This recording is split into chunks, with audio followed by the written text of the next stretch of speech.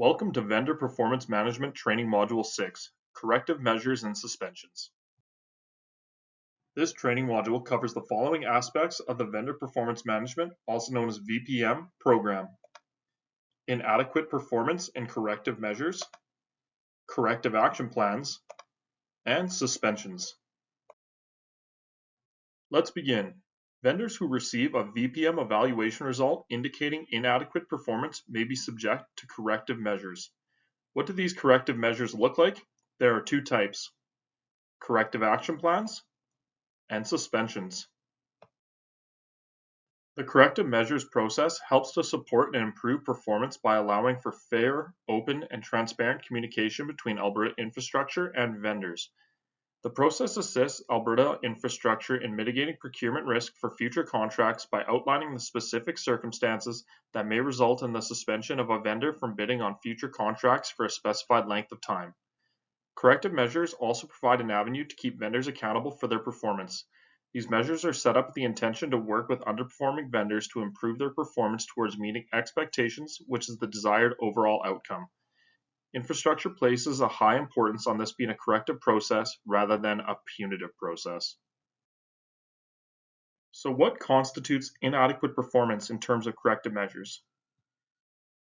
Key performance indicators, indices, and evaluation results are all rated on a numerical scale from 1 to 5, with a score of 3 indicating that the vendor meets expectations.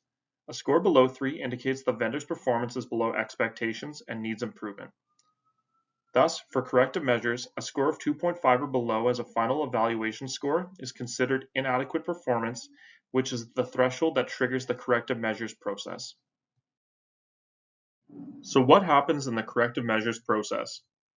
After receiving a final evaluation result of 2.5 or less, the vendor is issued a warning about their inadequate performance and may be required to complete a corrective action plan, which is the first step in the corrective measures process.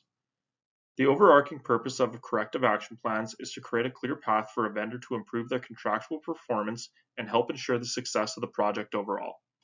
The vendor, with input and direction from the project manager, must collaboratively complete the corrective action plan. The first draft should be submitted within 10 business days of the request or such time later as agreed to by Alberta Infrastructure. Once the corrective action plan has been developed, it is subject to approval by Alberta Infrastructure senior management. There are 4 elements required on a corrective action plan to receive approval. It must outline the performance issues of concern, typically the specific key performance indicators the vendor is underperforming on. It must detail the necessary corrections to mitigate these performance issues, including identifying what actions the vendor will take to achieve expected performance. It must have monitoring criteria that can be used by infrastructure to track and gauge whether the actions taken by the vendor are improving performance.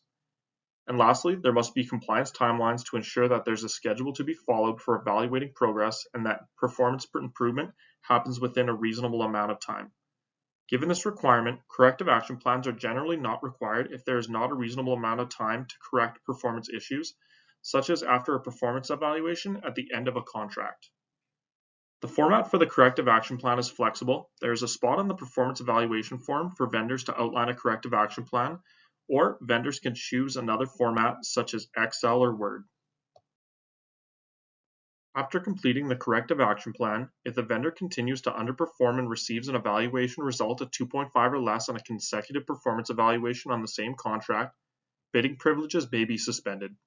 The process of suspending a vendor is enforced by the Vendor Performance Committee, also referred to as the VPC, which consists of senior leadership at Alberta Infrastructure.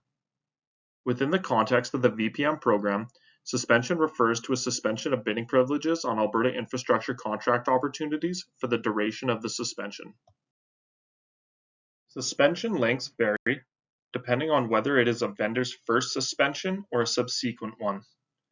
The first suspension is 18 months in length, and any second or subsequent suspension for the same vendor is 36 months in length. The suspension process begins by Alberta Infrastructure delivering a formal notice of this potential suspension in writing to the vendor. The vendor has 30 calendar days to submit, in writing, supporting information for the VPC to take into consideration while determining the suspension decision. After reviewing the vendor's response to the notification of potential suspension, Alberta Infrastructure will also consider the following information when deciding to proceed with issuing a suspension.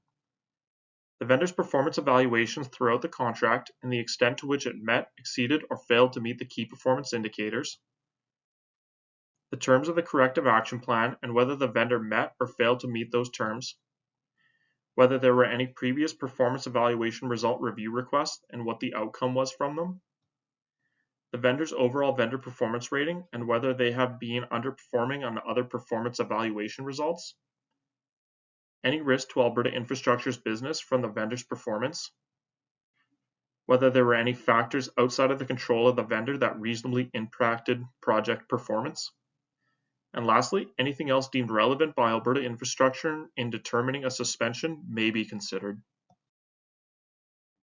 Once the Vendor Performance Committee has reviewed all provided information, they vote on whether the vendor should be suspended. The Vendor Performance Committee will formally notify the vendor, in writing, of the outcome of the decision. If a vendor is suspended, the notice will include the specific reasons for the suspension and the duration. After being served the notice of suspension, vendors have the option to appeal by submitting for a review of the suspension within 10 business days.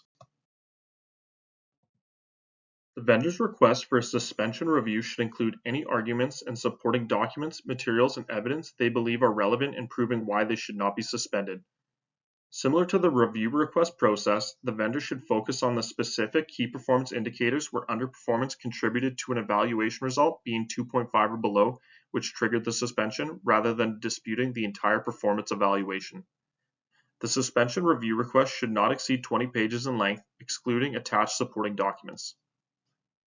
The appeal of the suspension is conducted by a higher body of senior leadership at Alberta Infrastructure.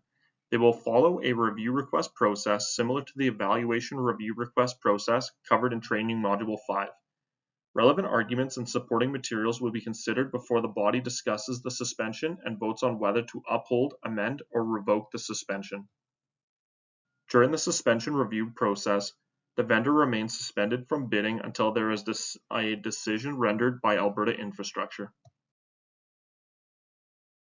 Let's go over some quick points about suspensions.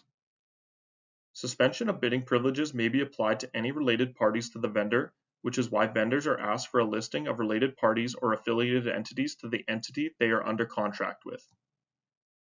Unless instructed otherwise, vendors who are suspended from bidding are not suspended from continuing to work on existing contracts with Alberta Infrastructure, including the contract that was the root of the suspensions.